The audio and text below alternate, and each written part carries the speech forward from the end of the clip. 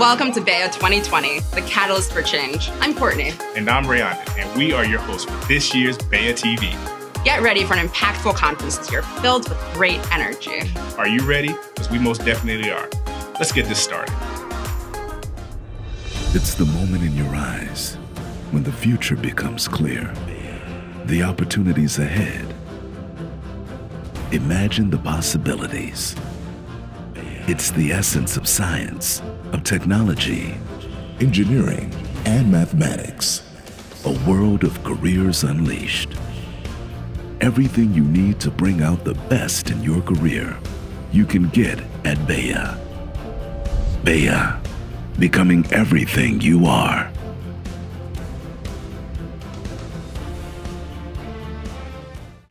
This is the 34th BEYA, and the BEYA STEM Conference has been going strong since 1987. 34 years says a lot about our commitment to impacting the future in a positive way for diversity and inclusion in science, technology, engineering, and mathematics. BEYA is dedicated to inspiring future leaders in STEM by celebrating accomplishments of individuals who are making great things happen every day. BEYA has honored and awarded thousands in STEM over the years. And the best part about this process is that these awardees are nominated by their own peers, leaders, or even mentors. BEYA is a unique experience that brings together powerful thought leaders and influencers in education, military, government, industry, and community, all under one roof. And this creates the catalyst for change found in this year's theme. We will be live throughout the conference on social media and provide on-location updates and interviews with Marsha Jews. We hope you have a great conference. BEYA! Becoming everything you are.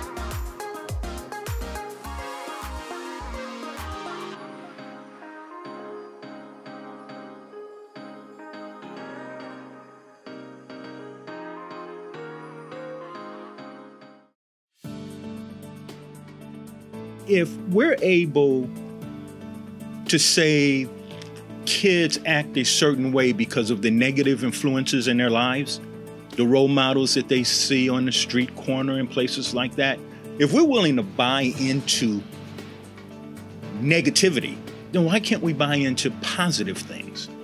And that's what this conference is all about. And I really hate calling it a conference because it isn't. It's a community. We've built over the years a strong community of at least 30,000 active people that we can reach out to any given day. And why do they do this? Because they feel that being part of this community, they are part of something greater, and that they're surrounded by people who are like-minded like them. BEYA, becoming everything you are.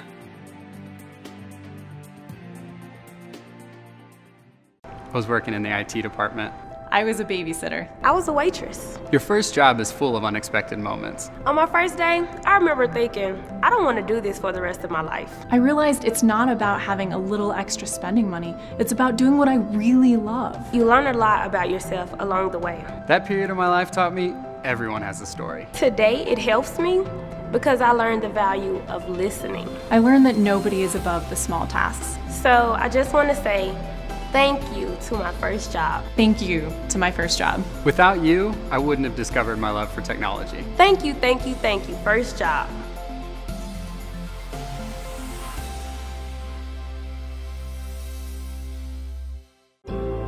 It's not a company that cures disease, enriches families, or makes our world better.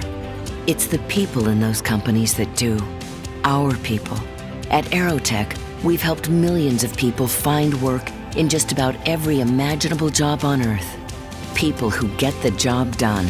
People who are the best in the business. People just like you. Learn how you can be part of the Aerotech team.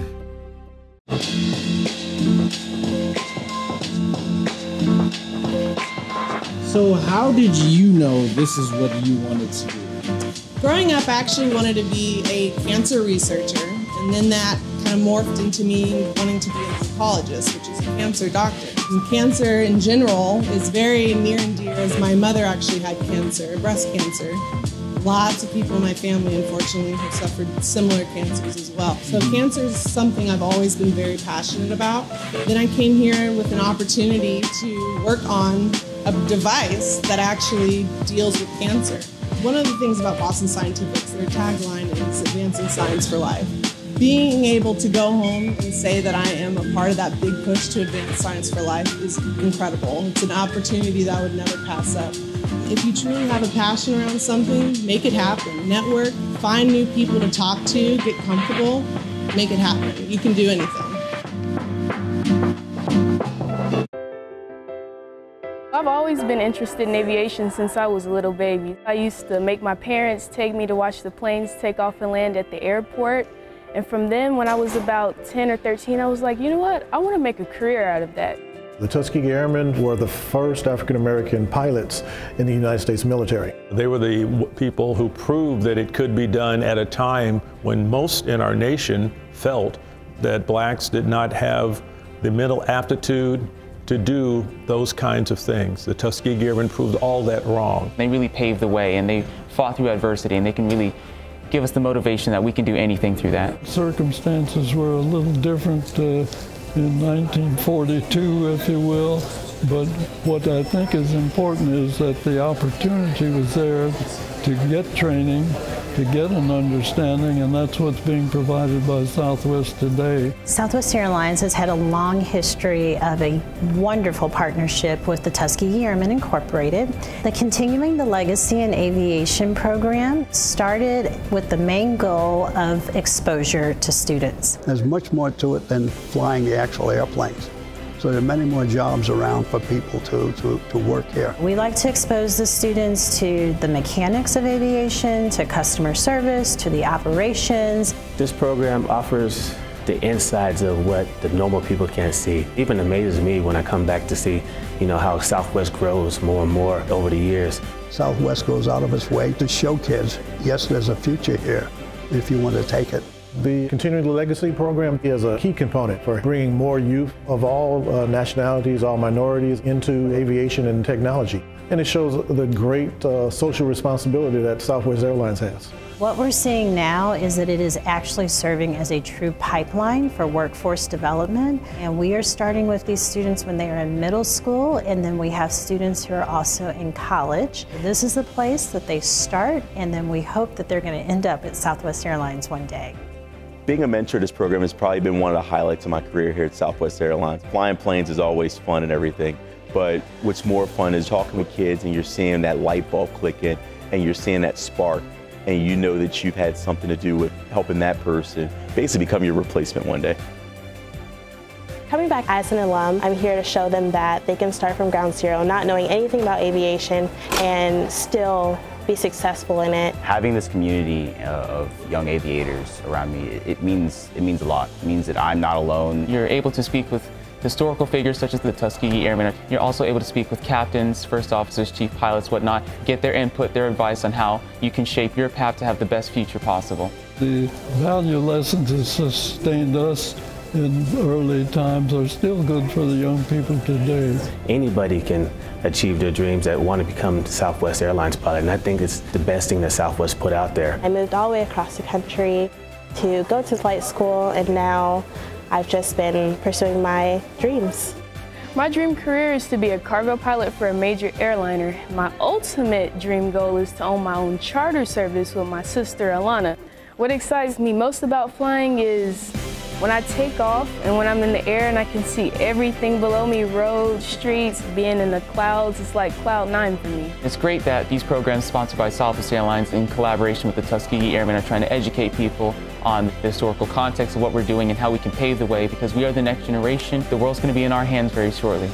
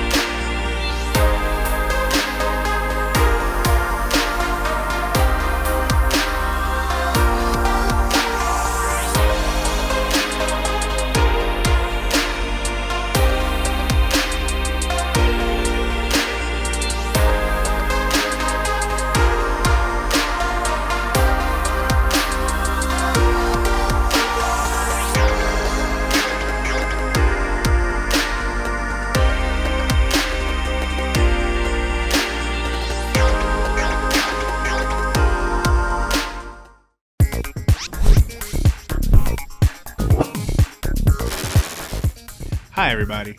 BEYA can be a bit overwhelming. But that's why we have the BEYA app. The schedule at a glance shows where to find the highly anticipated award shows, seminars, and job fair. The BEYA speaker list feature will tell you everything you need to know about the experienced professionals leading your seminar. The exhibitor booth list will help you find all the companies hiring at the job fair. Trust me, you want to be hired. Be sure to use our social feed feature to chat with other conference goers and to share your BEYA experience. Use the floor plan to keep from getting lost. Check out BEYA TV for all kinds of interesting videos. And don't forget to fill out the conference evaluation. So what are you waiting for? Download the BEYA app now from your Google Play or Apple Store so that you can enjoy your BEYA experience. Stay tuned for some quick instructions on how to download the conference app. To get the app, follow these easy steps. Go to the Apple Store or Google Play Store. Search Career Communications Group, select the CCG STEM icon, and install. Bam! You are now plugged into the schedule and happenings of the conference. Enjoy your experience. Welcome to the 2020 BEYA STEM Conference. We are glad to see you. There is so much in store for you this year. We look forward to your participation. Your presence here is a great indicator of the future, because you are the future. Everything at this year's conference is designed to optimize opportunities for you, whether you are a student, a professional, or senior leadership. Please enjoy your BEYA 2020 experience, the global catalyst for change. Your future is bright with BEYA. BEYA, becoming everything you are. Today has been great. So I went to, as soon as I walked in, Lockheed Martin representative pulled me over. I was like, Lockheed Martin, I'm chemical engineering. I don't know if this really works.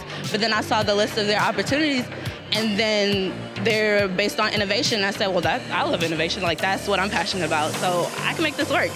So the career fair has probably been my favorite thing at the BEYA conference so far. To me, the most important reason to attend an event like this is so you actually get to learn more about the field.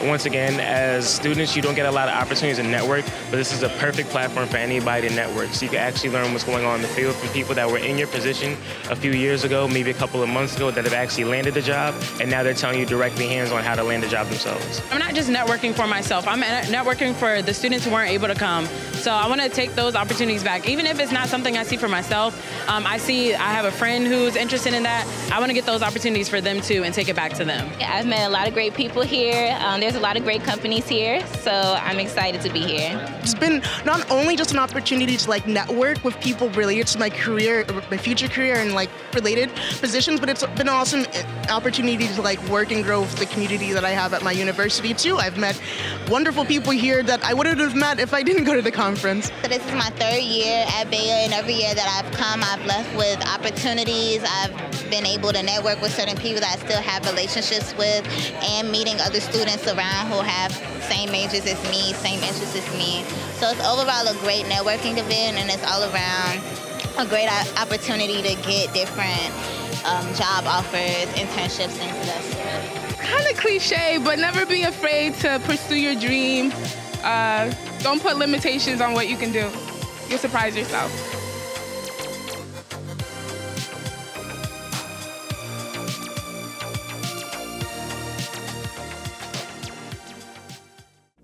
A significant 1945 groundbreaking report by Vannevar Bush to President Franklin Roosevelt, entitled Science, the Endless Frontier, concluded it was in the nation's best interest for the federal government to fund university research in order to advance economic development and military superiority. And it hasn't changed today. Between the 1950s and the 1970s, several federal agencies established programs to encourage research cooperation between universities and industry. Today, HBCUs have taken their respected places as incubators of major research. Based on the 2018 results published by the Carnegie Classification of Institutions of Higher Education, 8 of the 15 of the universities of our HBCU Engineering Dean's Council are classified as doctoral high research institutions. BEYA Hall of Innovation. reflection on the achievements of the BEYA Hall of Innovation in the 2010s, and what to expect in the 2020s. Research doesn't directly make money for schools, but it raises the school's profile in terms of its capacity to be seen as innovators and creators of knowledge. In 2011 and 2012, approximately $65 billion in federal research and development was given out to America's colleges and universities, said one researcher. Of that, less than $500 million went to all 105 HBCUs. In 2015, 2 HBCU astronomers were part of a team that discovered a planetary system closer to Earth. The following year, they were among a team that discovered an extrasolar planet that scientists said has the most eccentric orbit ever seen. The new planet was twice the size of Earth and orbits its star with a 42-day period. Another HBCU scientist who serves as principal investigator for the Laser Interferometer Gravitational Wave Observatory, or LIGO, scientific collaboration, was part of a Nobel Prize team. LIGO is a group of 1,000 scientists who have joined together in the search for gravity waves predicted by Dr. Albert Einstein in his general theory of relativity. No doubt, minority STEM researchers working in space exploration and future missions to Mars will continue to showcase new innovations at BEYA.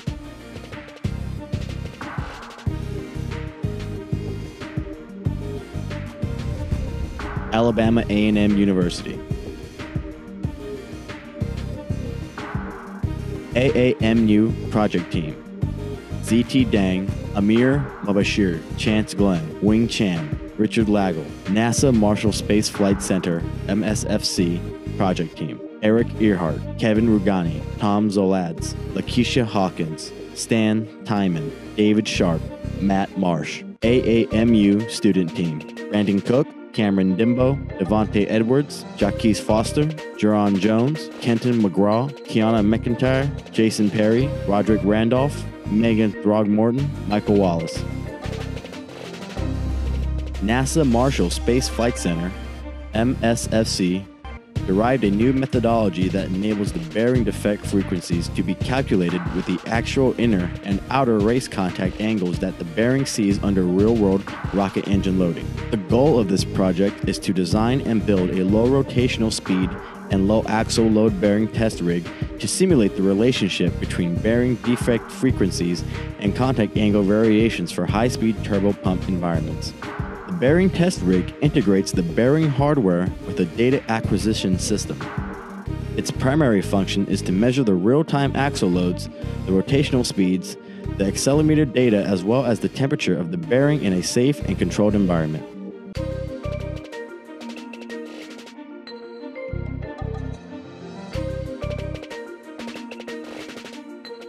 Morgan State University. Building occupant tracking with visible light communication, sequential relay messaging, and lighting modules. Principal Investigator, Dr. Kofi Inyarko. The installation of smart building technologies is rapidly becoming the norm in both new construction and in modernization of legacy buildings. Every dollar invested in these smart building technologies returns $3 in savings. The savings are primarily in energy, climate control, electricity usage, lighting, and water usage. Layered on top of this is the need in many buildings for enhanced security and safety systems.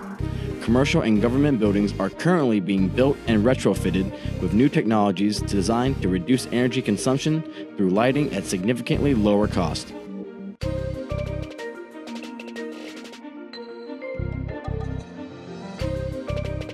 Tuskegee University. Renewable resources for nanobiomaterials and their applications. Principal Investigator, Vijay Rangari.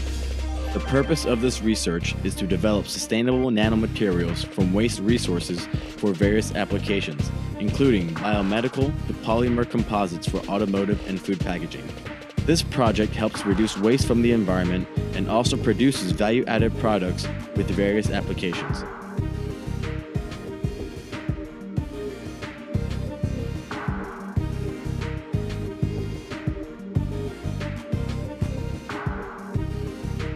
University of the District of Columbia. Molecular spintronics for next-generation computers, magnetic metamaterial, and sensors. Principal Investigator, Dr. Pawan Tyagi. The purpose of our research is to utilize the quantum properties of the molecules as logic and memory devices. The second most important purpose of this research is to use the spin properties of electrons. These magnetic metamaterials exhibited a spin-based solar cell effect. Hence, our molecular spintronics devices are capable of energy conversion, according to Dr. Tyagi. BEYA Hall of Innovation.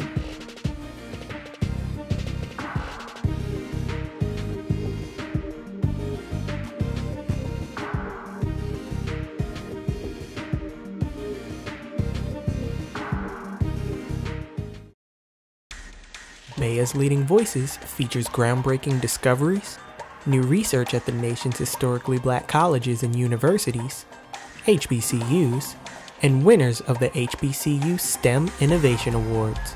Game-changing innovators at HBCUs are recognized each year at the annual BEYA STEM Conference. Around my senior and junior year of high school, I had to catch the metro train to school. I didn't really like the train system, and I was just like, why is nobody fixing this? Why is nobody solving these problems? And then one day I said, why don't you be the one to solve the problem? America has been here for a long time. We have a lot of old bridges, old roads, old pipes, and we need somebody to keep up with the maintenance of those pipes and this old infrastructure. So if you like drinking clean water, if you like driving down the street safely, you might want to be the person that helps keep America's streets, pipes, roads, everything together. A piece of you will always be left on this earth, but everything you build, go get those germs. My name is Rob Carter. I go to the Morgan State University, and I'm a civil engineering major.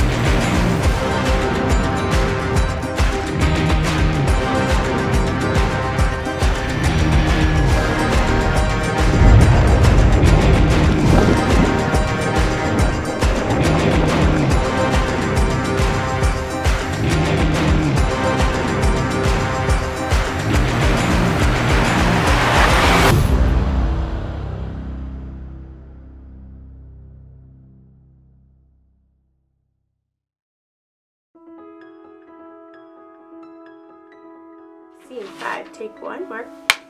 Inclusion is access to opportunities, unique perspectives. Inclusion is to a team, access to opportunities, unique perspectives. Inclusion is belonging to a team, access to opportunities, unique perspectives. To achieve. Inclusion is belonging to a team that respects our differences, access to opportunities, and embracing our unique perspectives. To achieve. So let's go from the top. Inclusion is belonging to a team that respects our differences, having equal access to opportunities, and embracing our unique perspectives. To achieve greatness. I like it. Inclusion fuels innovation. Inclusion is all of us. Inclusion is Leidos.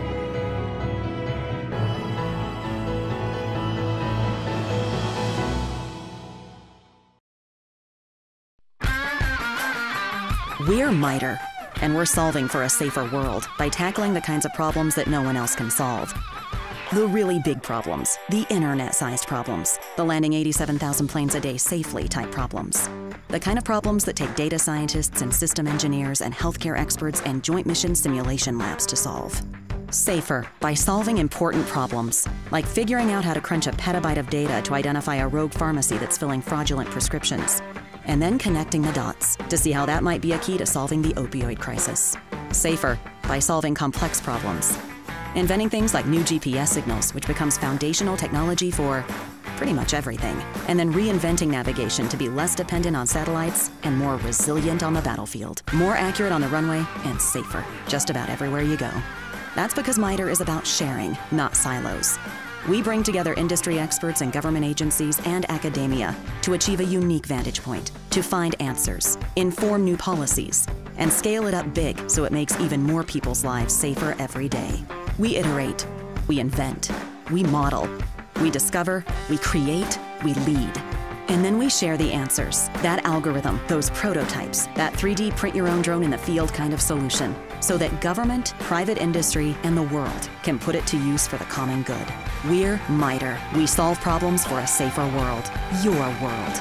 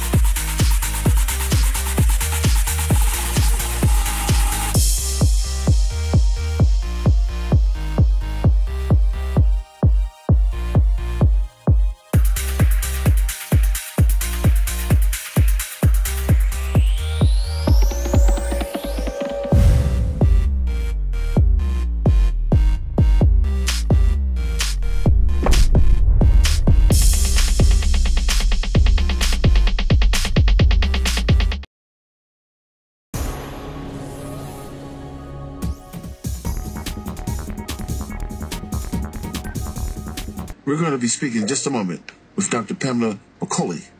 Is an internationally recognized industrial engineer researcher, a STEM advocate, university leader, seasoned entrepreneur, innovator, experienced federal program director, and as an industrial engineer researcher, she's known for significant work in the development of fuzzy set theory based on mathematical models, human engineering, biometrics, as well as engineering and women's leadership in STEM.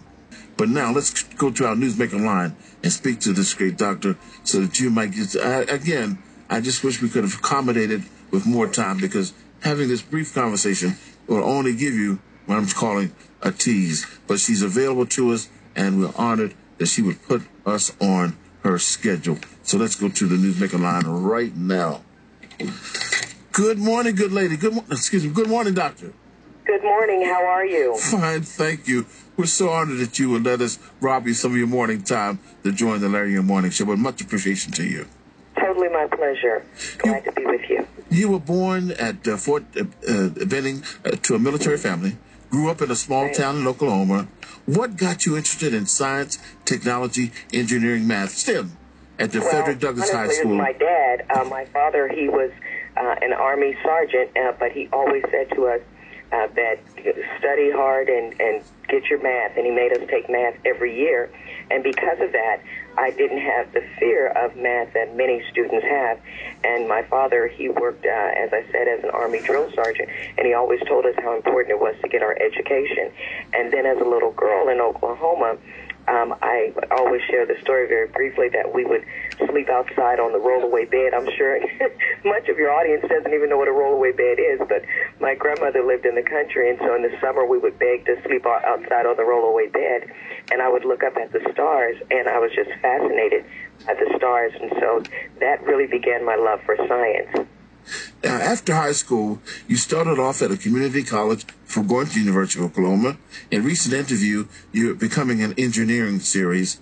You said at some point, I'm told, that you were thinking about what majors you could study to make a nice living with a bachelor's degree because you were a young mom.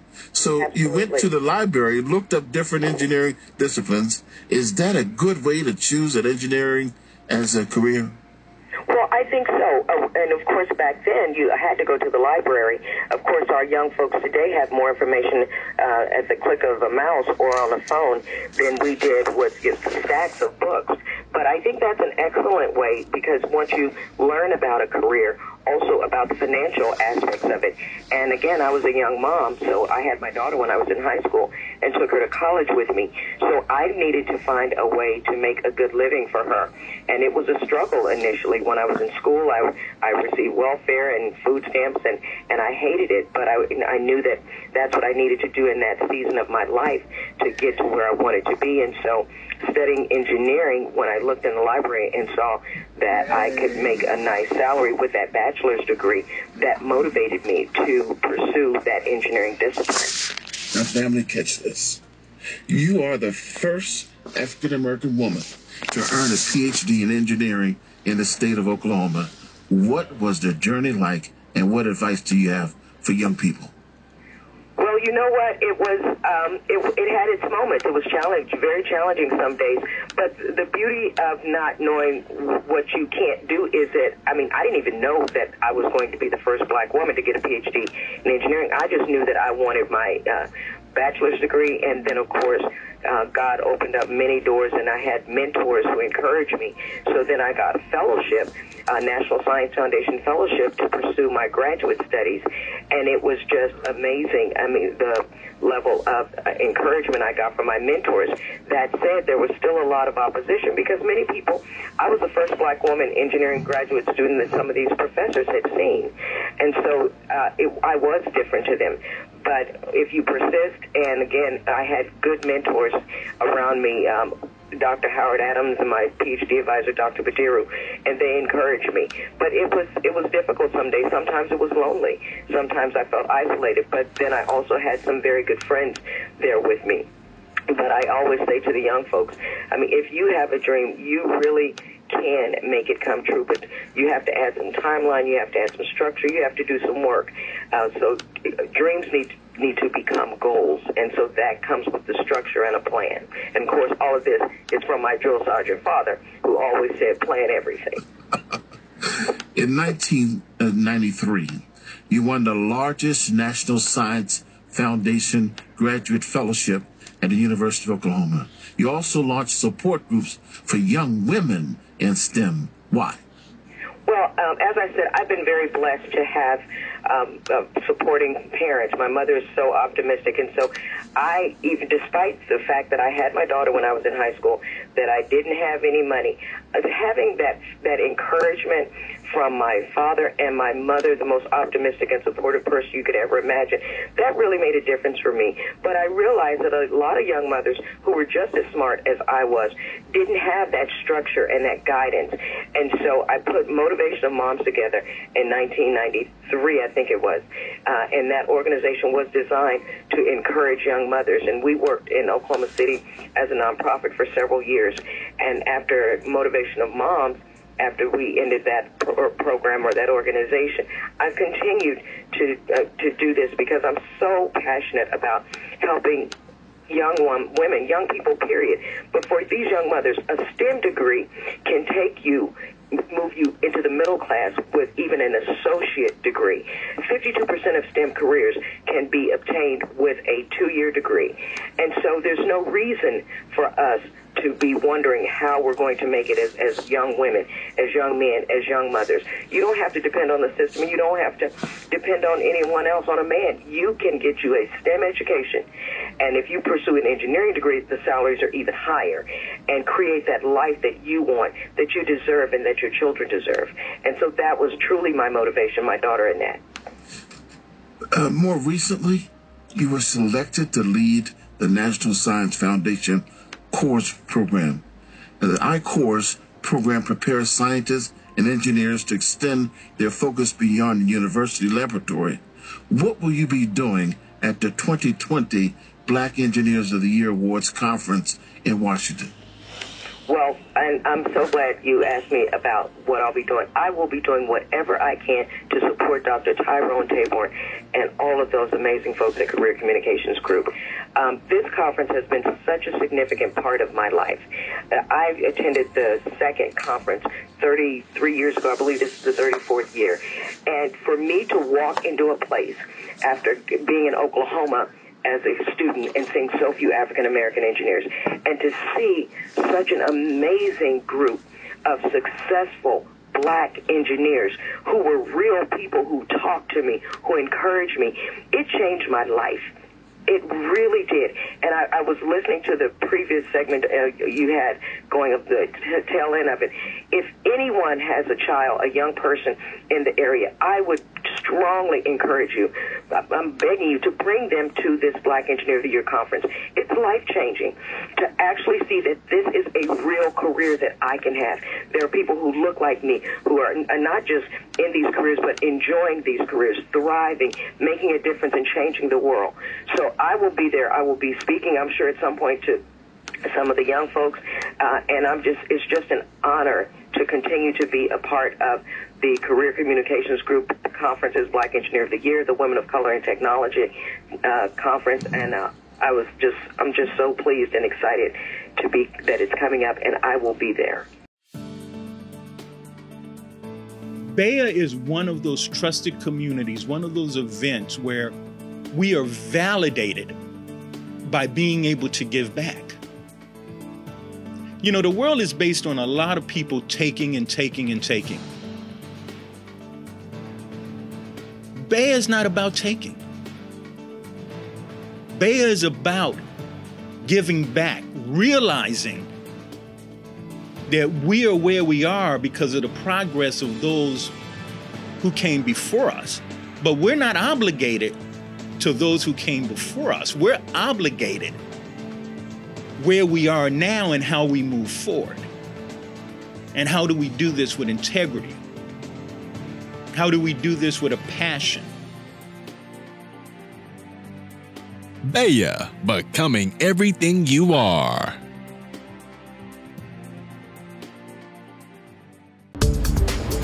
Amy, advancing diversity through partnerships. Amy assures that the STEM talent pipeline has exceptional talent for industrial and governmental businesses who seek diverse perspectives in their workforce. By partnering across all areas, university, industry, and government, Amy's coalition provides a holistic opportunity to influence and access talent, educators, and businesses in promoting minority student pursuit of engineering and achieving greater diversity in engineering. In 1995, U.S. Black Engineer and Information Technology set out to measure the value of a diploma from historically Black colleges and universities. The magazine surveyed recruiters from 500 Fortune 1000 corporations, asking questions about hiring practices surrounding HBCUs. While nearly 80% said graduates from HBCUs are just as prepared and just as qualified as their counterparts from mainstream institutions, a significant percentage of those executives had neither hired an HBCU graduate within the past year, nor actively recruited on HBCU campuses. That survey was an eye-opener for a lot of people, recalls Dr. Eugene M. Deloach, Dean of Engineering at Morgan State University and Chairman of the Council of Engineering Deans of the Historically Black Colleges and Universities. Dr. Deloach is one of the original members of Advancing Minorities' Interests in Engineering, a nonprofit organization made up of the Council of Deans and executives from Fortune 250 companies. The idea to form AMY came from a meeting between council members and corporate executives. Established in 1992, AMY's mission is to increase the number of minorities entering engineering through strategic partnerships between HBCUs and corporate America. Looking back, Dr. Deloach says one of the organization's greatest accomplishments has been to alter, in a fundamental way, how Black campuses are perceived. We used to talk about the divide by 6. Dr. DeLoach recalls, there were 6 engineering schools at Black institutions, and corporate America tended to see them as all the same. What Amy has done has been to greatly increase the profile of our institutions within the engineering establishment. Dr. DeLoach continues, each of us has a different strength. Each of us brings something unique to the table. When the Council of Deans first began meeting, it represented institutions situated in an urban environment and institutions serving rural communities. 6 institutions came to the table with a distinguished legacy, along with several schools featuring newly recognized engineering programs. Those diverse schools were united by similar issues. Each offered fully accredited programs, meeting standards identical to those of their counterparts at traditionally white institutions. Yet they seem doomed as second-tier scams in the minds of mainstream America. Amy is committed to encouraging minority students to pursue engineering degrees, facilitating the recruitment of minority students for co-op, intern, and full-time opportunities, providing a forum for member organizations to develop a diverse engineering workforce, facilitating the forging of engineering research and technology transfer partnership between the Amy HBCUs and Amy members. Over the past 5 years, companies that provide opportunities to people of all colors had average returns of 200.8% compared to 172.2% for companies that don't. Mr. Harderman reported, "We're in a war for talent," noted Tina Ross, a recruitment supervisor with Eli Lilly, adding that her company's relationship with 4 HBCU schools was a model that is benefiting us at all levels. At the same time, Amy members say that the partnership between schools and companies isn't good enough. For partnerships to be truly beneficial to both sides, they say the schools and company must interact throughout the year and on several different levels. Join us in addressing this national challenge. Amy, advancing diversity through partnerships.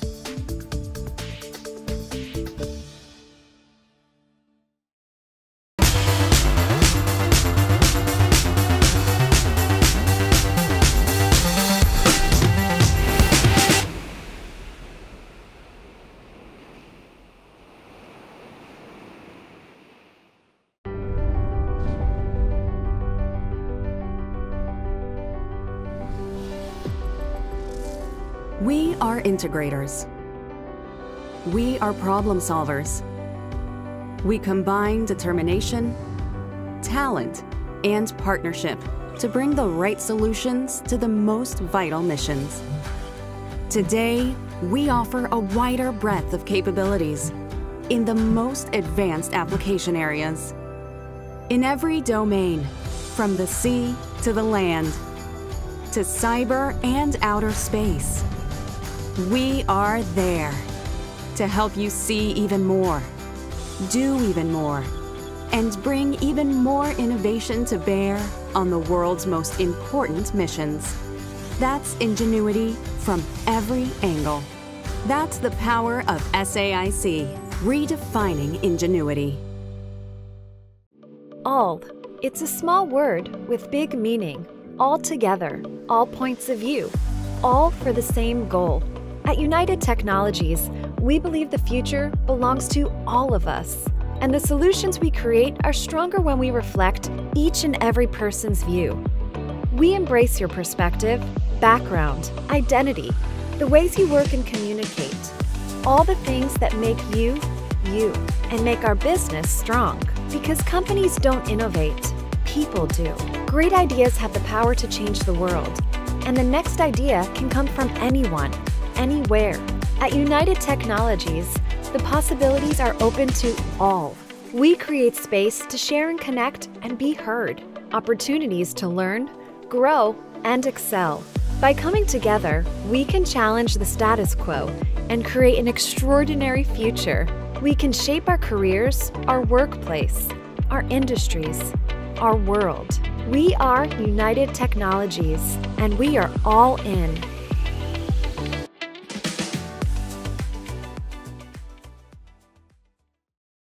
So some words of encouragement that I would give to a young lady going into STEM who's like me, young, Black, female, girl.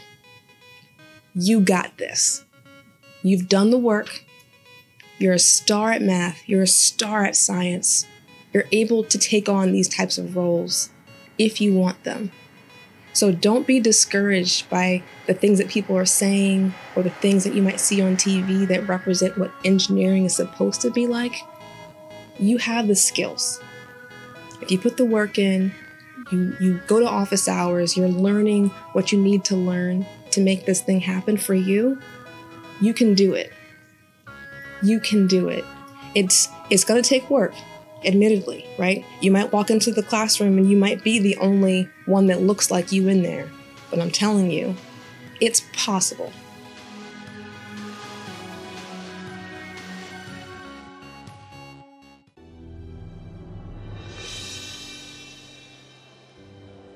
First BEYA experience, I went there and I was just, wow, just blown away. I'm looking at all these companies, all these opportunities that are, Fortune 50, Fortune 500 companies that are right there looking for talent. And then I started to become a little bit upset because I started seeing officers that I knew. And I'm like, hold on a second. Hey, sir, you've been coming in? Oh yeah, I've been coming for years. Well, who did you tell? I didn't know anything about this. I mean, here it is. I'm almost 20 years in the military. Never heard of it before. And you had people that knew about it. There were people that were there in their first time. I talked to some other people and they all had the same experience. They were just like, what is this? Why did we not know about this? And I immediately started going into, my planning mindset and like, well, how do I get people in? How do I share this with it? How do I get some kids to this one? I'm not going to benefit from it. How do I get kids in here? Because if I'm getting jacked up from this experience, I know that a kid, he needs to be here. Another unique thing that's about BEYA is that you never stop learning. There has not been one BEYA event that I've gone to that I've known everything. That every year that I go there, it's like, wow, how did I miss that? How did I not see that? Hold on, I've been coming here for, since 2013 now. How did I miss this the last time? Or I didn't connect the dots. So for me, I think I get just as excited for the kids and the opportunities there. They have their top 3 or 4 companies that they want to go to. And the unique thing that's about BEYA, they can still hit those top 3 or 4, but then there's 4 or 5 others because they're essentially playing with house money that they start exploring and learning with that also. I have kids now that have, with the help of BEYA, that they're graduated and now they're employed and working in industry. And that's the part that I really enjoy about it, just watching their growth and through BEYA and getting that same experience and that same energy that I did. It's been a wonderful ride, and since 2013. I know that BEYA's been around longer than that, but I look to be a lifelong contributor to BEYA and spreading the word and helping get some of these kids that BEYA experience, because that's one gift that keeps on giving.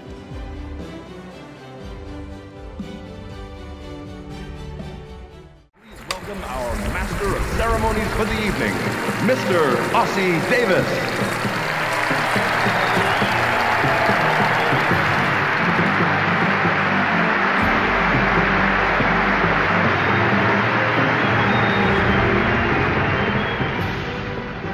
Hello, ladies and gentlemen. Welcome to the Black Engineer of the Year Awards. The Black Engineer Awards Conference began recognizing the contribution of blacks in science, engineering, and technology.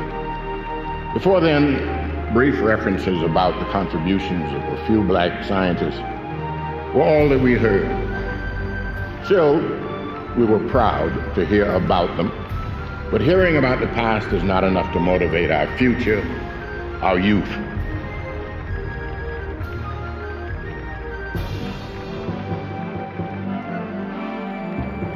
Being recognized by your colleagues and your peers is very exciting and rewarding. It says a lot about you, a lot about the work you do, that you work hard, that you work well, and you are respected for what you do.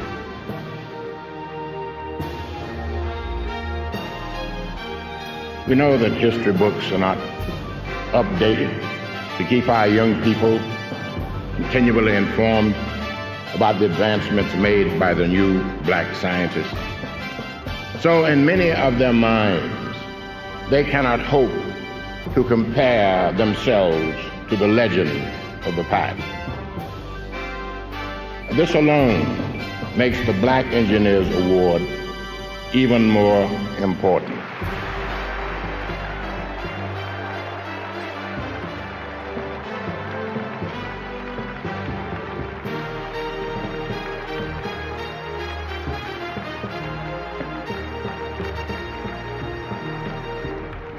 In honoring the contributions of Black Americans, we honor them to inspire our young people, to inspire and secure our future.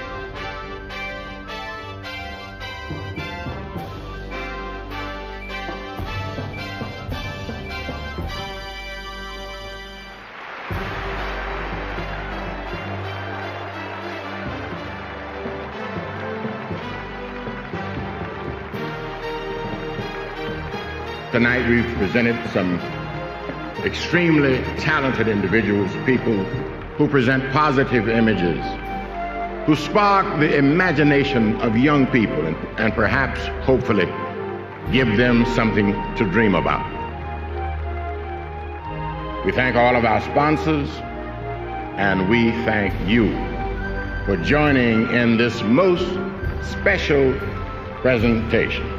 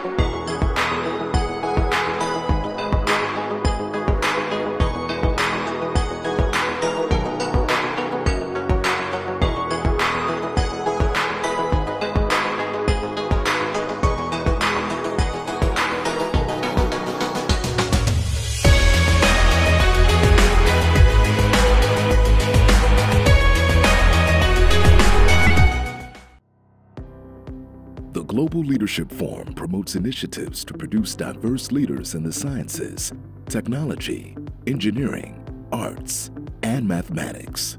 The forum also encourages and fosters entrepreneurship in these STEAM fields. GLF launched in early 2015, but its partners boast an average of 30 or more years of experience.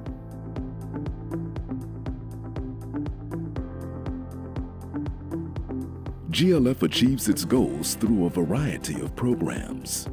GLF engages students in the classroom, provides internships and educational scholarships, and addresses workforce and professional development needs. The forum is designed to nurture a coalition of organizations whose goals include increasing the number of diverse future technology leaders and supporting budding entrepreneurs. GLF aims to bring scalable programs to local communities and help member organizations to foster innovation. Today, many STEAM organizations do not get the diverse candidates they need because of a variety of historic barriers. America's youth have the intelligence, ingenuity, and needed skills to build a much brighter future for generations to come. They will be the source of the ideas and technological advances we need to transform the economy and foster a society that is healthier and more equitable for all. Unfortunately, too many of our brightest young minds face socioeconomic and cultural barriers that hold them back from realizing their full potential. We believe that everyone has the ability to achieve their dreams through education, mentorship, financial support, and guidance from professionals who know what it takes to succeed. Whether it's a bit of advice, some much-needed motivation, or an academic scholarship, it does not take too much to completely change the trajectory of someone's life. GLF is a 501c3 organization designed to unite a coalition of partners, all working together to engage, educate, empower, and transform diverse communities. Our current partner organizations have been doing this successfully for decades. Combined, we have the strength to achieve major socioeconomic transformation within underserved communities. This includes increasing the number of diverse leaders in the talent pipeline and building a future workforce that's more representative of the world in which we live. This is accomplished by engaging students of all ages and providing internships, scholarships, and meaningful career and entrepreneurial opportunities.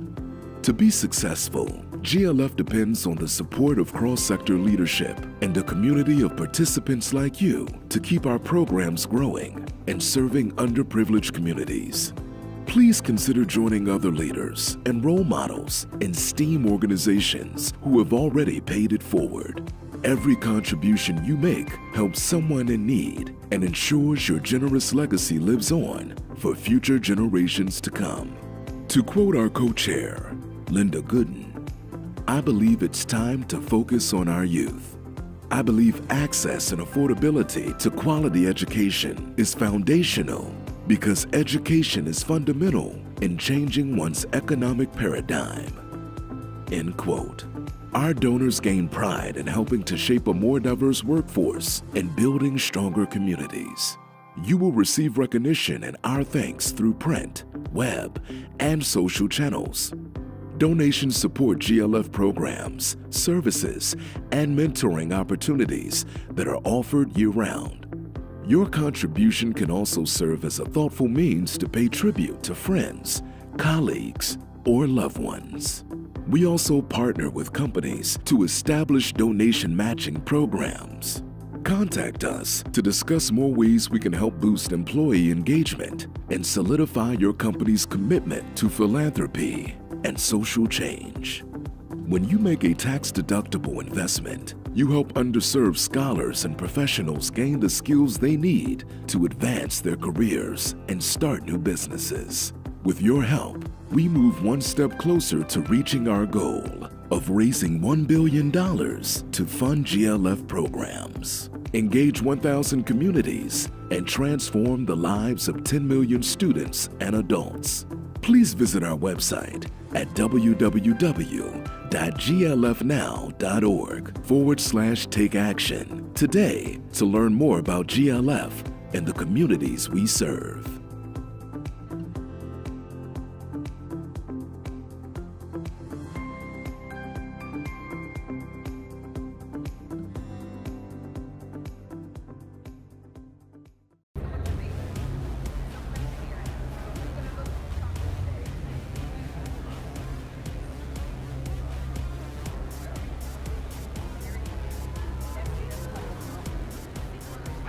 And your company? Sure. So my name's Emma Price. I'm a junior software engineer at Leidos. Oh, wow. Yep. So what made you decide to get into engineering? Both my parents were engineers growing up, and I don't know. I guess it would go back to like Legos. I loved problem solving and building things using my hands. So I thought that was really cool. And just watching my parents and learning more about their jobs, I thought it would be a good field to pursue. Have you been to BEYA before? I have. So I was actually hired at this conference last year. Really? Yep. Oh, how wonderful. So the process works, right? Yes, it does. And so when you went to school, what were you considering? For those young people that are coming in, what should they be focused on wanting to work for a place like Leidos? Oh, I see. So I actually studied biomedical engineering in college, which is very different from what I do for Leidos now. Now it's all computer programming, software engineering. If people want to pursue opportunities at Leidos, I mean, Leidos has a very broad range of fields that we're involved in.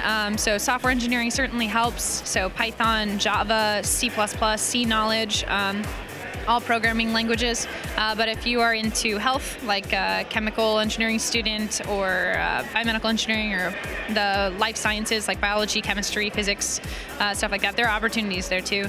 We also have a civil division which works in aviation and energy sustainability and energy solutions. So we have a pretty wide variety of opportunities. Yep. Thank you so much for your time and for joining us. Yes, have a good one. All right, you too. Wow, she was hired last year and now is here working at BEYA.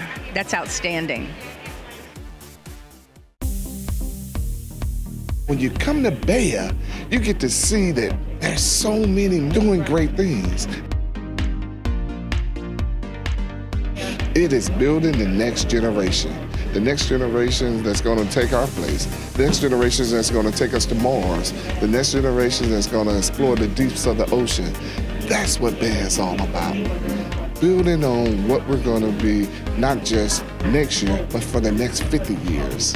Our charge as current BEYA participants is to ensure that we have future BEYA participants. Diversity of thought brings diversity of new products, brings diversity of new ideas, diversity that's going to allow us to do the next generation things. I want them to mentor. I want them to take the chance and tell a young man or tell a young lady, this is how your resume should look if it's not looking great. Or your resume is looking great, but let me pull you in closer and make sure that you don't fall off the trap. If your budget will allow you to bring 20, next year bring 30. If your budget says 30, next year bring 50.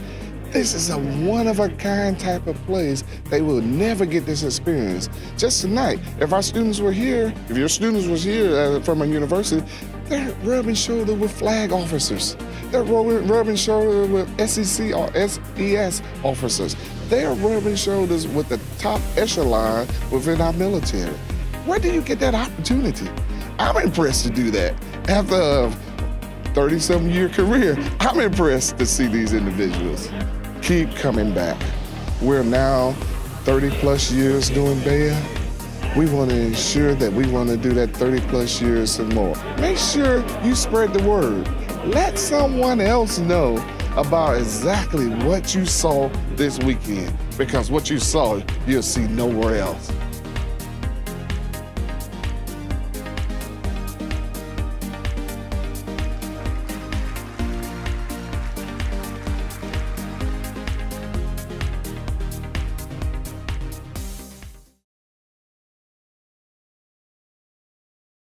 I was working with NASA on the James Webb Space Telescope.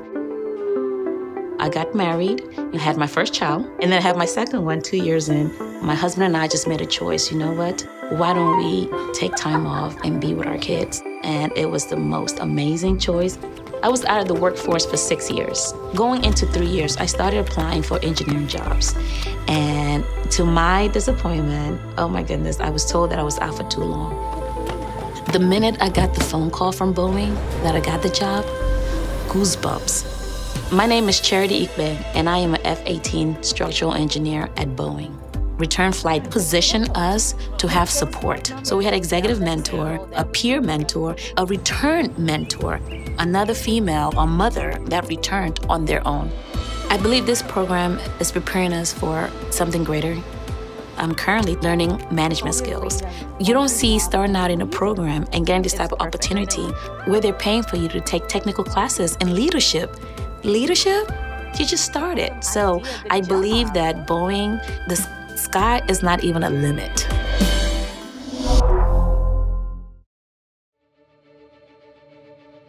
The most cybersecure space system in history.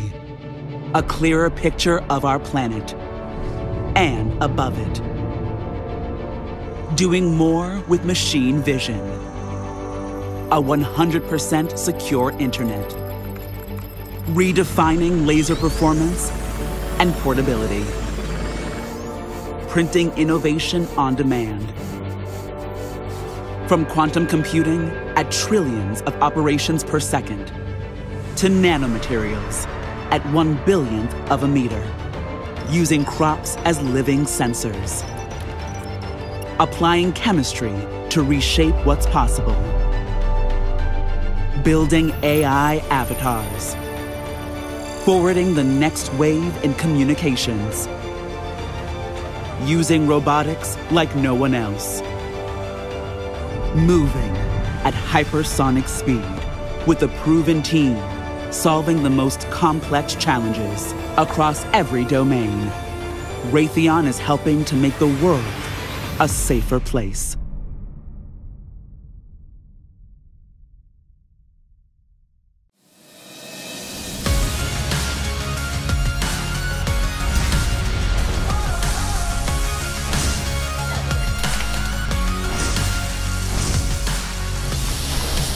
They keep pushing us on our goals and telling us, no, you can aim even higher.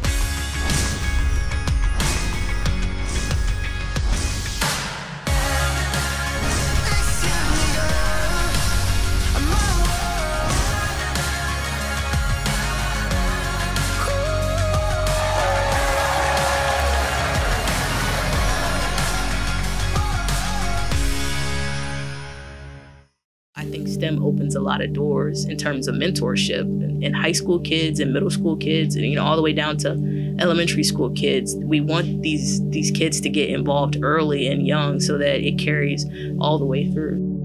My name is Joy Carter. I'm currently a software engineer working for Northrop Grumman Mission Systems.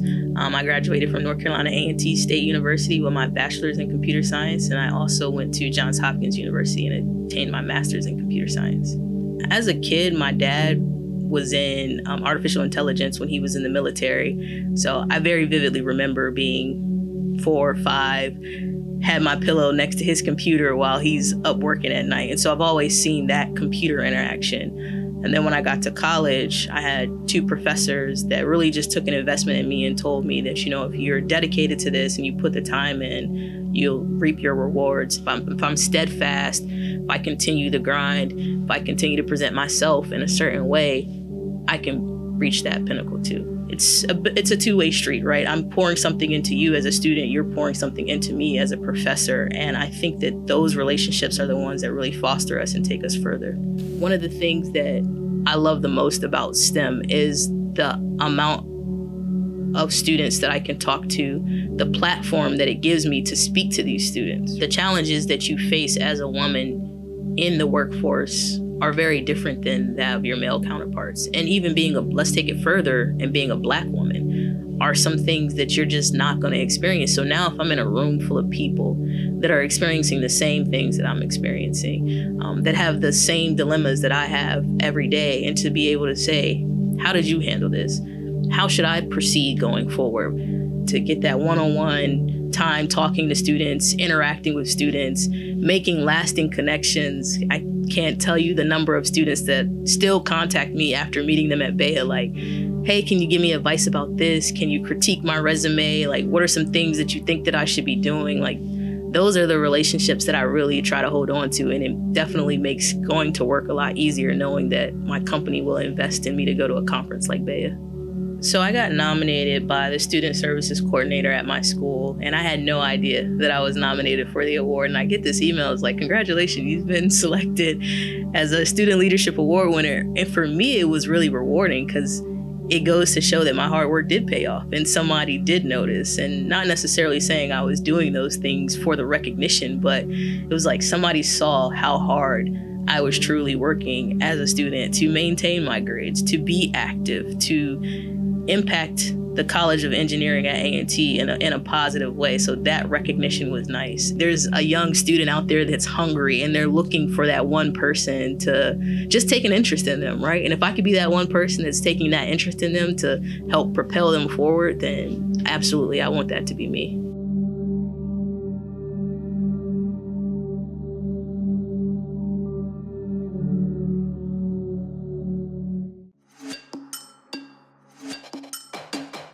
Every journey leads you somewhere. To discovery, reinvention, innovation. We're on a journey to zero. Because at General Motors, we have a shared vision. A world with zero crashes, zero emissions, and zero congestion.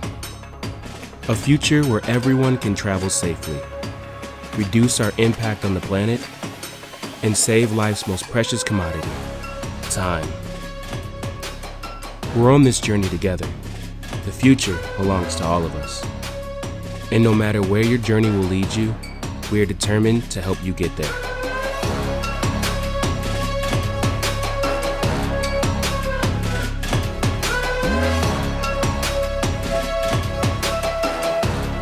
The journey to zero starts now.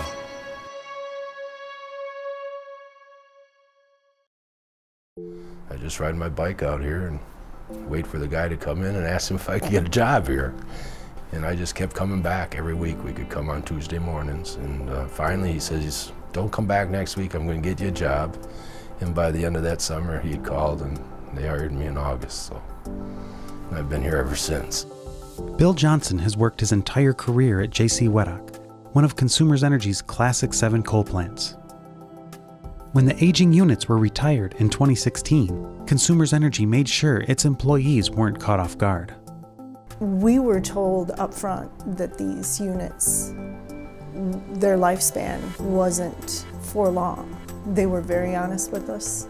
But the plant's closure wasn't the end of the story. They set up all kinds of avenues to lessen the impact on the employee and the families and the communities. You notice a lot of other industry didn't do that. One of the avenues the company pursued was to offer every employee the opportunity to stay with the company, an uncommon move in today's economy. We had many utilities come up to us and say, gee, we want to learn from you because we're not doing it that way. It just takes a whole lot of uncertainty out of a person's life, knowing that the company that you work for has your best interest in mind. When you come from a small town like this and you're born, most of us raised here, grew up here, worked here, that means everything.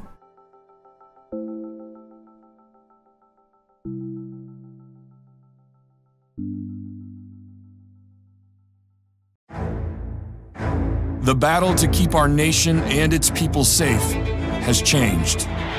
Our world has become more dangerous and more unpredictable, and those who seek to cause harm and destruction take that opportunity all too often. But America has a powerful response.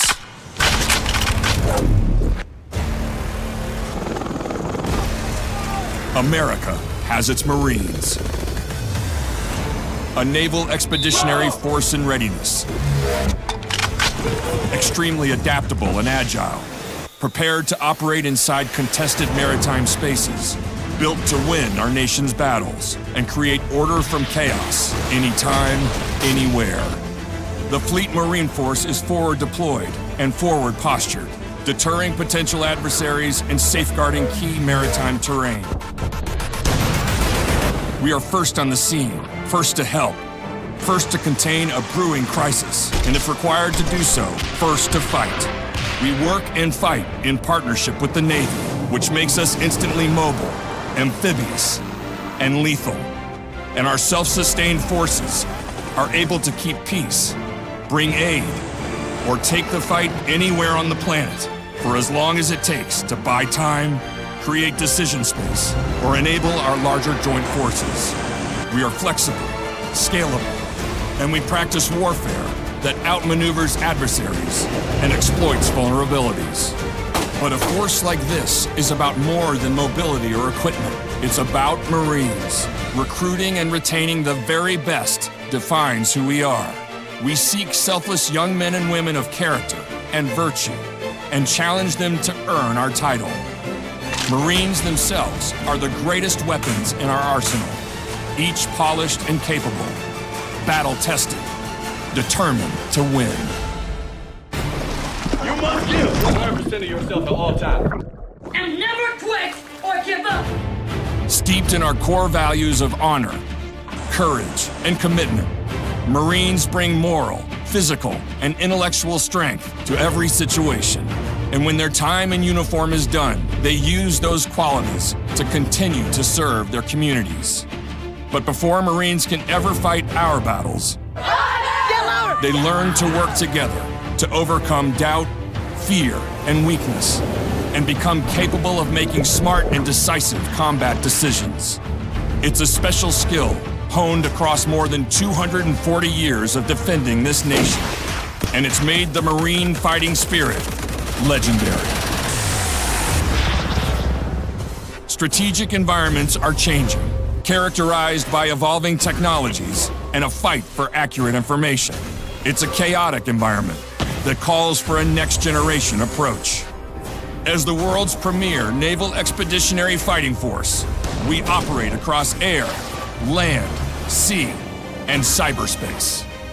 Embracing information environment operations and integrating as part of the combined joint force, Marines bring unmatched combined arms capability. From the great battles of the past and to those ahead that will surely test our nation, the Marines exist now and have always existed for a singular purpose: to fight and to win. And as our world becomes more complex, we'll continue to build a fighting force that can counter every threat to our country. This is your Marine Corps. These are your Marines.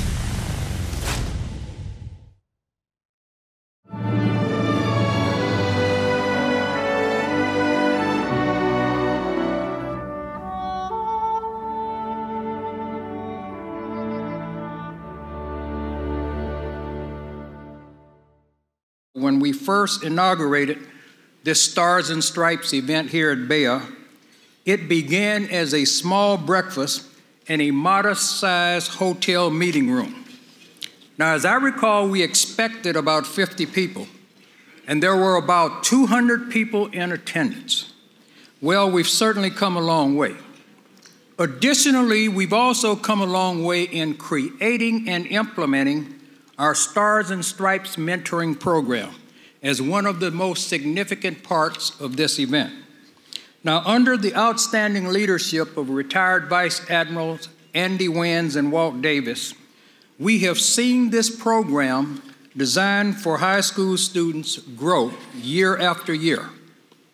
Now, earlier this afternoon, we had more than 100 active duty admirals, generals, and SES personnel working directly with more than 350 students from 20 high schools throughout the area, plus cadets from West Point and the Howard ROTC Cadet Battalion. Our mentors hail from throughout the military services and the SES community, and we also had the assistance of proctors, this year from the ROCS Incorporated and the National Naval Officers Association. Now I want to thank Lockheed Martin and Raytheon for their support of our mentoring session. Now at this time, I'd like Vice Admirals Wins, Davis, our mentoring team, all of the mentors in the committees and proctors to please stand as we recognize them.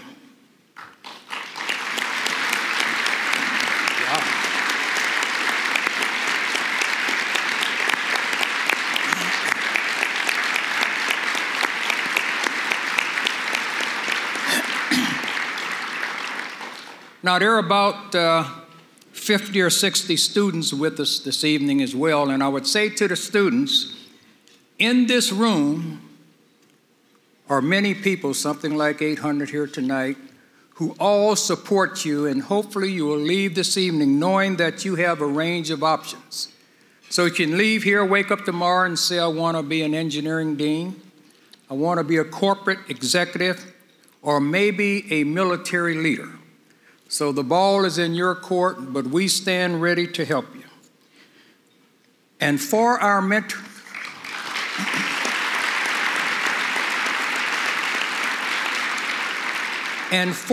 mentoring program, we certainly look forward to even greater participation in the coming year. Now also keep in mind that our mentoring program continues beyond today. Now, this is an opportunity for all of our retirees to help mentor our young folks in our ongoing program. And the return on investment is immeasurable for our nation. So if you're interested, Ron Johnson has a list up here and has a book, so please see him after the dinner.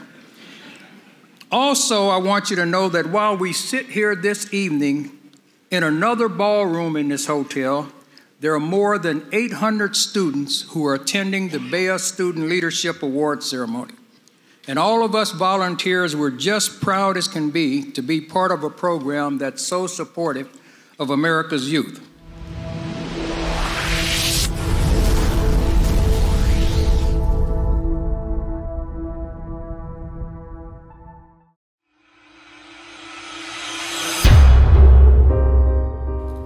If I could just take this room and send them away somewhere and just hold you all together for a while, I think we heal all the ills of the world. Because you're joining in a profession that is the transformation profession for all that we do on the face of this earth.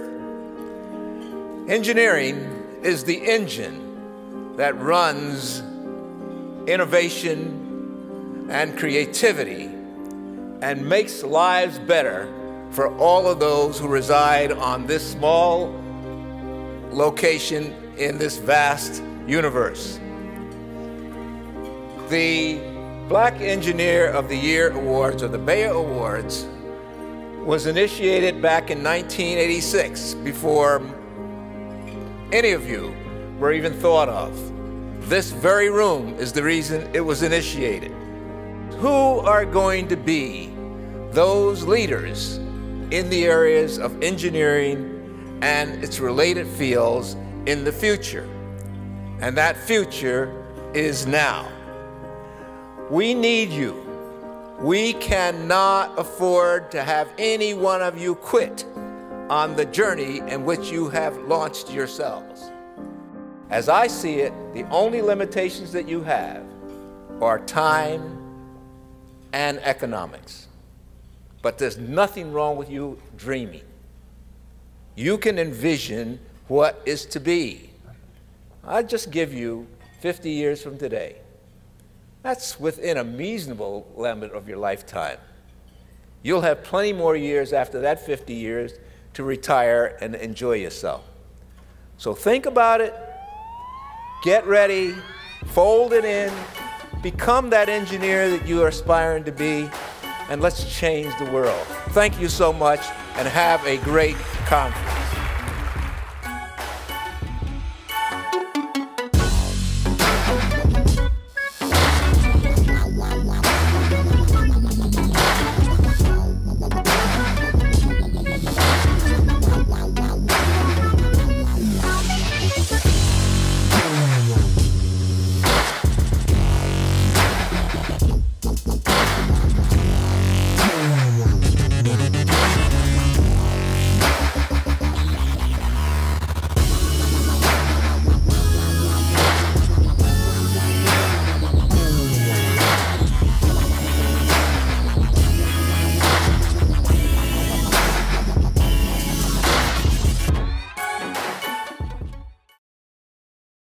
to the 2020 BEYA STEM Conference. We are glad to see you. There is so much in store for you this year. We look forward to your participation. Your presence here is a great indicator of the future, because you are the future. Everything at this year's conference is designed to optimize opportunities for you, whether you are a student, a professional, or senior leadership. Please enjoy your BEYA 2020 experience, the global catalyst for change. Your future is bright with BEYA. BEYA, becoming everything you are. Today has been great. So I went to, as soon as I walked in, Lockheed Martin representative pulled me over. I was like, Lockheed Martin, I'm chemical engineering. I don't know if this really works. But then I saw the list of their opportunities, and then they're based on innovation. I said, well, I love innovation. Like, that's what I'm passionate about. So I can make this work. So the career fair has probably been my favorite thing at the BEYA conference so far. To me, the most important reason to attend an event like this is so you actually get to learn more about the field. And once again, as students, you don't get a lot of opportunities to network, but this is a perfect platform for anybody to network. So you can actually learn what's going on in the field from people that were in your position a few years ago, maybe a couple of months ago, that have actually landed a job, and now they're telling you directly hands-on how to land a job themselves. I'm not just networking for myself, I'm networking for the students who weren't able to come. So I want to take those opportunities back. Even if it's not something I see for myself, I have a friend who's interested in that. I want to get those opportunities for them too and take it back to them. Yeah, I've met a lot of great people here. There's a lot of great companies here, so I'm excited to be here. It's been not only just an opportunity to like network with people related to my career, my future career, and like related positions, but it's been an awesome opportunity to like work and grow with the community that I have at my university too. I've met wonderful people here that I wouldn't have met if I didn't go to the conference. So this is my 3rd year at BEYA, and every year that I've come, I've left with opportunities. I've been able to network with certain people that I still have relationships with, and meeting other students around who have same majors as me, same interests as me. So it's overall a great networking event, and it's all around a great opportunity to get different job offers, internships, things of that sort. Kind of cliche, but never be afraid to pursue your dream. Don't put limitations on what you can do. You'll surprise yourself.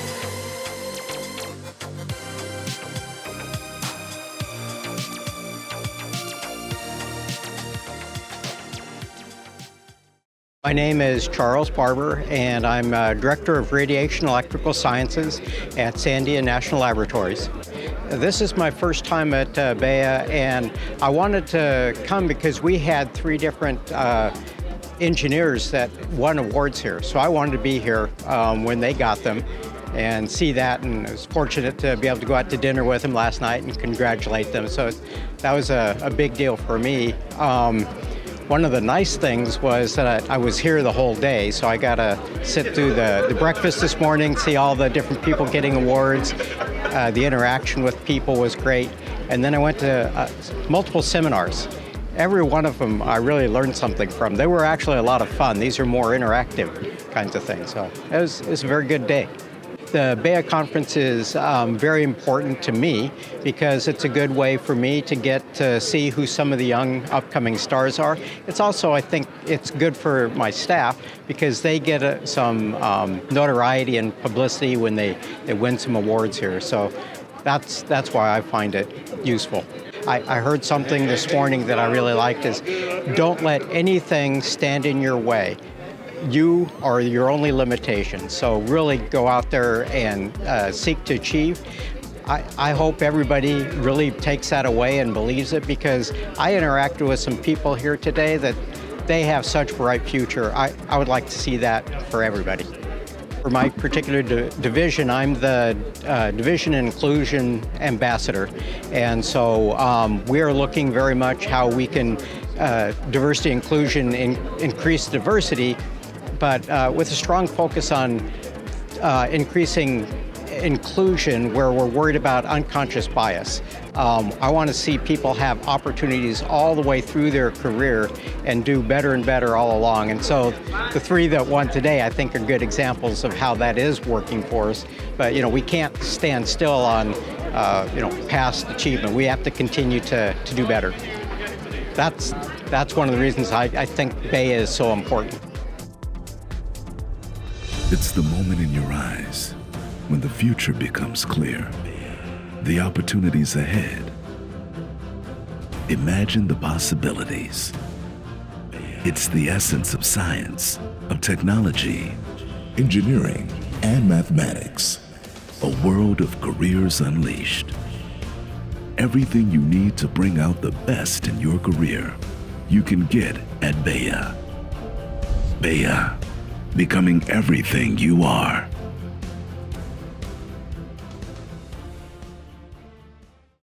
It's important for me to attend an event like this so that I can see the people that have gone through the things that I've gone through, who look like me, who sound like me, who want to do the same things, and I can take that inspiration and then aim higher. It's great to have these role models, but we as a society can go even further, and to know the strides that people have taken to be able to, so that I can be where I am, is definitely an inspiration, and the need for me to push even further.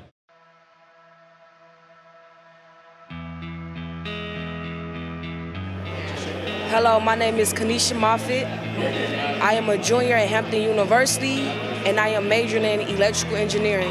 I've always been good at problem solving and math, and I always like to figure things out. It might be hard and tough, but you just got to keep it pushing. Anything is possible. Everybody can do it. If I could do it, you can do it. Let's all do it. We did it.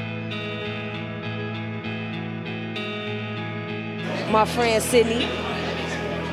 So I am a junior chemical engineering major, currently attending Hampton University from Philadelphia, Pennsylvania. And this is my second year here at BEYA. Last year when we went, we kind of had a smaller group. And so when we decided to go this year, we wanted to put the word out, and we wanted to tell people who weren't really, into our NSBE chapter, but wanted to get involved. And Nini came to mind because she's so motivated. She loves what she does. Come on. Representation, we really need it, especially here. I love being able to see Black women in STEM. We're already Black and we're female, so we really need to be out here representing each other and helping each other out. So if you know someone that's kind of sort of into STEM, help them. I know with me, I kind of have an outreach program geared towards low-income neighborhoods to help minority students who may not necessarily be able to try this stuff, with STEM activities. So I like to go out and let people know that you can do more with STEM than you think, Yeah, I wouldn't be here if it wasn't for her either. This is my first year. Because of her. Oh, you're gonna make me cry. I don't want to cry. Okay, I'm from Chicago, Illinois. I came from one of the roughest part, Cabrini Green. When I first got to Hampton, I didn't know what I wanted to do, what I wanted to be, what I wanted to major in. And I struggled. And Sydney, y'all, if it wasn't for Sydney, I wouldn't even be here. I didn't know nothing about BEYA. I didn't know nothing about the gala. I didn't know nothing about anything. Like, if it wasn't for her, I wouldn't have no internship. I wouldn't be I wouldn't be talking to people. I wouldn't be knowing what I wanted to do. I wouldn't even be a part of NSBE. Like, yeah.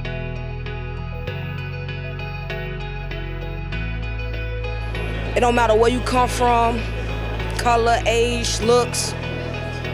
As long as you determined, sometimes you don't even gotta have people in your corner. If you believe in yourself, go out and do it. Time waits for no one. Get up today and go do anything that you wanna do. Man, it's a blessing. You don't know how many people out there willing to help you, willing to take step with you. Everybody progressing together. We all learning the same thing in life. Like, don't nothing come easy. We all working hard to become successful. You can do it. Let's do it.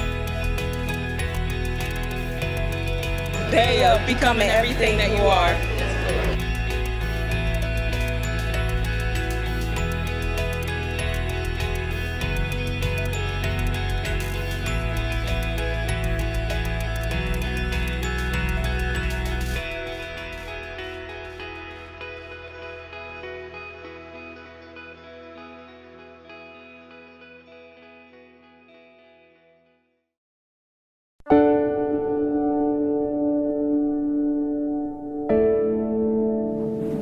Marsha, there's that secret ingredients that I hear. And that secret ingredients is that government is important, industry is important, but the passion to help each other. Right. That's what you see at BEYA. Right. All of those professionals who continue to come back, sitting with the kids, they don't have to come back because they don't see this as an event. They see this as a trusted community, an opportunity to give back and support.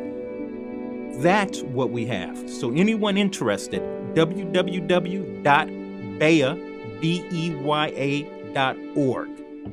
Particularly if you have children or cousins, next door neighbors, or you support any school or church, you need to just put this in people's faces, in the children's faces, in their parents' faces. People, again, I'm gonna go back to how we started.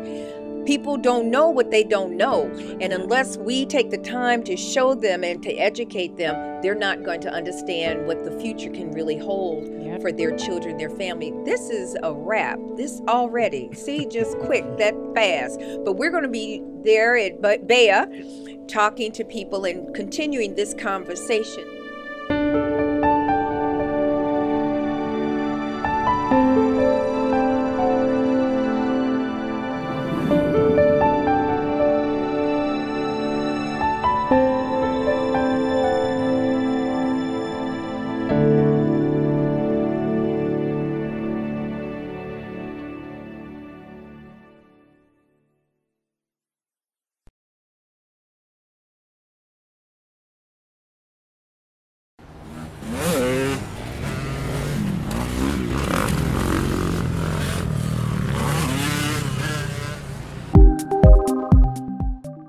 I'm Brittany Young. I worked anywhere from asset management to managing power plants and nuclear plants to food science. But first and foremost, I'm a Black girl from West Baltimore. Being from Baltimore, it's a superpower. We have the most grit, the most tenacity, the most ingenuity, but we often get overlooked for our skills and our crafts. And so my whole goal was to keep showing people that are from this city how smart, brilliant they are. And so what I decided was to combine all the problems into a solution, utilizing what our culture is in Baltimore as Black people. And that looks like dirt bike riding. Whether you ride, whether you're an enthusiast, or whether you hate it, is a part of the aesthetics of the city and others. And so I knew people relate on different ways, but then also see kids in a new light, which will allow them to see riders and engineers in a new light. Again, 5-year-olds that already know how to repair their bikes, and this is their passion, their hobby, just like it was once mine, who now want to go into engineering, but it's kind of ready to go. And I was like, we can't just keep doing the same thing, and the government needs help, and so do the riders, which is in the best interest for Baltimore and the students. In 2016, we launched B360. So we really focus on how most dirt bike riders naturally mechanic, and we can utilize that skill set to get people to the next big jump. And so we teach students how to build, code, design, and 3D print model-sized dirt bikes. We hire dirt bike riders out of traffic, and we work with cities and governments around best practices, safety, and equity to get more spaces. We do a lot of like pop-up experiences. So that's how we serve over 5,000 students. One could be like learning the difference between polymerization for material science, because dirt bikes are made out of plastic. Another one could be 3D printing using a 3D printing pen. And then on the opposite side of the same space, you'll see actually kids riding, but they've learned how to like repair a piece of that bike and working with the dirt bike riders, which is my favorite part. In Baltimore, but in any major city, there's no actual space. And that was of course a challenge, but instead we saw it as a way to go into the community and meet them there. None of the work that we do today will be possible without our strong love and connection to the people whom we're working with, right? Not who I'm working for, but working with. We had a whole mantra of we don't save people, we grow people, which is different, because being from here, that's what people often try to do, is say they need to come save me. I don't need to be saved. But more importantly, I think being from Baltimore, right, that superpower is what people can feel and resonate. And so the community supports what we do because it's unique in that we're not blaming either side. We're not on the side of the riders or the side of the police. We're on the side of what's best for Baltimore and best for students. And then people can respect what we do because we have this whole thing of we saw talent in a place where people didn't. And it's how do we keep growing that talent, more importantly. And then usually the people that hate dirt bike riders are my favorite. Because once they meet our students and the rides we work with, they kind of get in a new lens, which is important. because I think for far too long we've only concentrated on everything that's wrong with the sport or the aspect and never looked at how do we build this for students, people look like me. And so our motto is growing people and growing the community, and that's the only way to do it. Like the students and the riders we get to work with, right? The smiling faces, their parents' faces. I think it was like students like Karan, Damon, Tony, Kamaya, kids that before me, no one asked them what they like to do, which was difficult. People couldn't find anything right to build on. And so for me, I like that they can be their best authentic selves and don't have to like conform or confine who they are.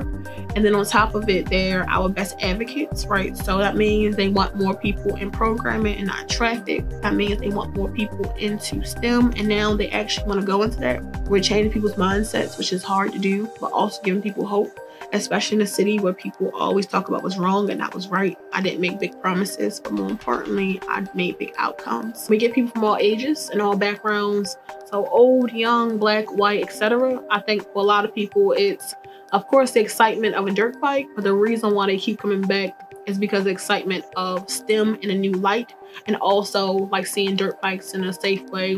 The people that we perceive as a problem, we actually utilize them to be the solution. So our whole thing is about changing people's perceptions of who engineers are, but also who dirt bike riders are.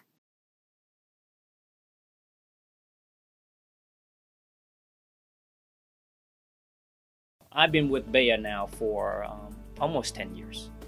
And in that time, in the last 10 years, I definitely have seen quite a growth, not only in our participation numbers on the professional side, but also on the student side. There's just endless boundaries of what you can search for at BEYA. And even though 10 years in, I still get questions that I still don't have the answers to sometimes because it's new. I'm like, oh, is that where we're going with this now? And we address those things, and then we grow. We kind of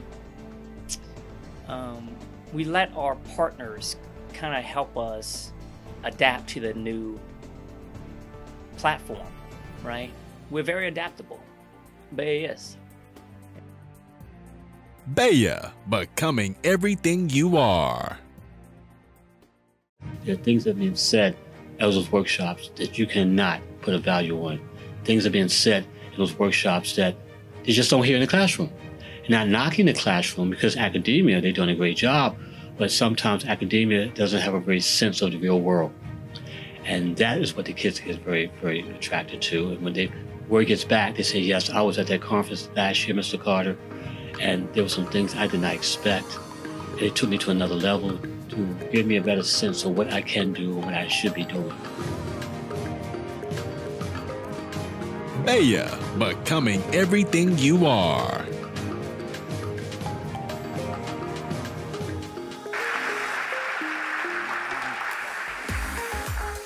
Now, how are you this evening? Great, how are you? Wonderful. Great. So, just how did you begin serving the Army as an electrical engineer? Thank you for that question. Good evening, everyone. Back in 2004, when I began my tenure at Morgan State University, Dr. Dean DeLoach, Dr. John Wheatland, and Dr. Fred Alver introduced me to the importance of attending BEYA. As a graduate student attending BEYA, I was exposed to the challenges our soldiers face on and off the field. I wanted to provide solutions to these problems. And guess what? I got the chance to. I was granted an internship with the Pacific Northwest National Labs. There I was able to work on Army helmets alongside soldiers. This internship confirmed my feelings about giving back in this capacity to the Army as an electrical engineer. While meeting an Army civilian again at BEYA, I was hired by the U.S. Army. I have been a proud DA civilian for 8 years now, presently serving at the Center for Army Analysis. Well, now, you've had... Thank you. Thank you, ladies and gentlemen. Thank you. You've been very successful so far. Thank you. So, what are your future goals as an Army civilian? Well, leadership is about making others better as a result of your presence and making sure that impact lasts in your absence. As the current chair of the Team Aberdeen Proving Ground Federal Women's Program, I am continuously aiming to motivate women to lead. I will continue to encourage young women to shatter the glass ceiling, drive down the road less traveled, and to be the rose that grew from the concrete. I continue to promote this message, and I will continue to lead by example. I strive towards excellence each and every day. An inspiring story, ladies and Thank you. gentlemen. Thank you. Thank you.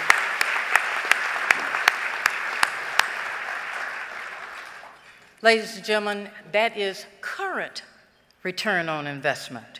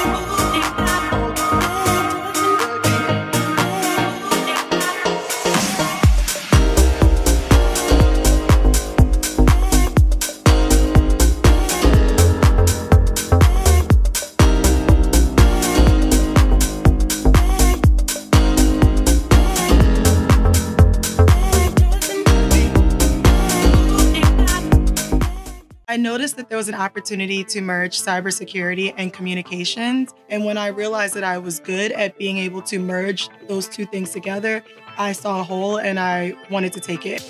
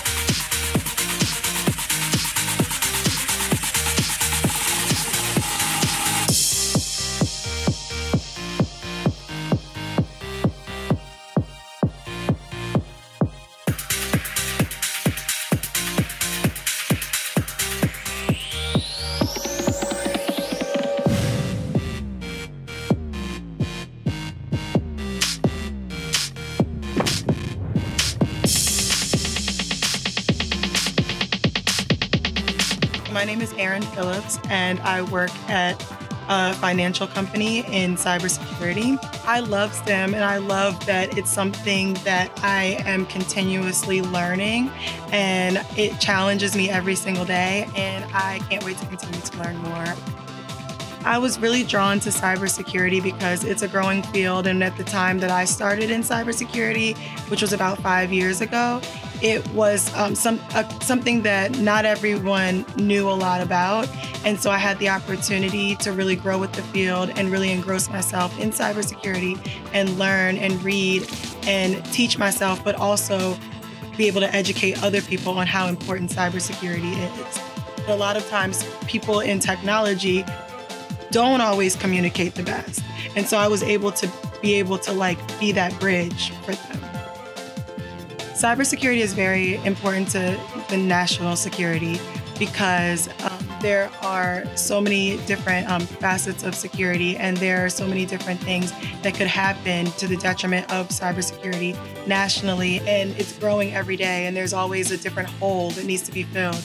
We need so many more resources within cybersecurity to be able to fill those holes. If one wrong move is made, if one person overlooks something or they do something, it is to the detriment to all of the individuals that live here and could really greatly impact us financially, health-wise, in so many different ways.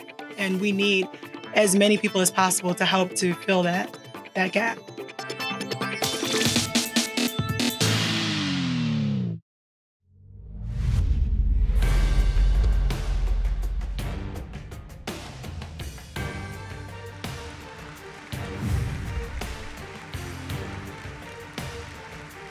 It's the Black Engineer of the Year Awards. The awards gala is where the whole community here at the conference comes to honor the Black Engineer of the Year. This year's Black Engineer of the Year is Lieutenant General Bruce T. Crawford. As the Army's Chief Information Officer and G6, Lieutenant General Crawford reports both to the Secretary of the Army as CIO and also to the Chief of Staff of the Army as G6. During his 33 years of service, Lieutenant General Crawford has served in leadership positions at the tactical, operational, and strategic levels. Black Engineer of the Year Gala is co-hosted by Career Communication Group's U.S. Black Engineer magazine. Remember, BEYA is a place for you to participate. Please consider this your invitation to come be a part of this community. Nominations is one of the most powerful steps that you can take to be a part of the BEYA experience. Please visit us at www.ccgheroes.com